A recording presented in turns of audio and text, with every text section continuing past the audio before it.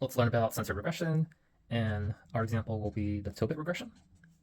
And this is used when the outcome, use it for outcomes where either the left or right side values are censored.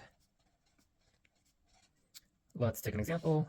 Let's say you're looking at the relationship between age and, say, income as reported from, say, your tax returns.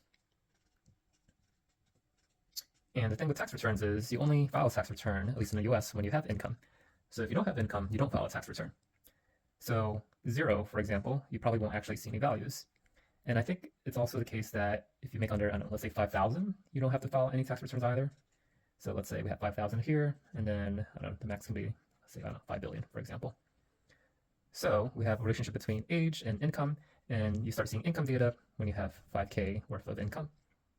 And the relationship might be something like, I don't know, like that, for example. So yeah, as you grow older, you're gonna have more income. It could be S-shaped, doesn't have to be S-shaped, depends on what the data actually looks like. Also doesn't have to be symmetrical, but in our example, we'll just make it a bit curved and S-shaped. So the key finding here is 5K is where the censoring happens. You can't observe anything that's less than 5K because we don't get that data. Whereas on the right side, it can pretty much go on forever.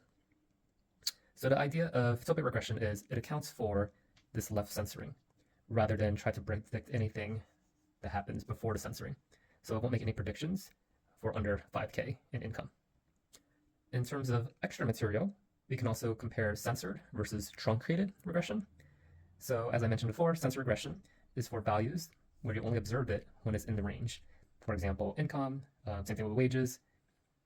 Whereas truncated is the values are actually restricted to a certain range. For example, SAT scores only fall between 200 and 800. Income, in our example, won't be truncated because income is not restricted. Income, we only observe it on the tax return when it's at least 5K. There's nothing restricting someone from making 4K or 3K or, I don't know, $1, for example. So in the case of income coming from tax returns, we would consider it a censored outcome versus a truncated outcome. And yep, that's a very short intro to censored regression.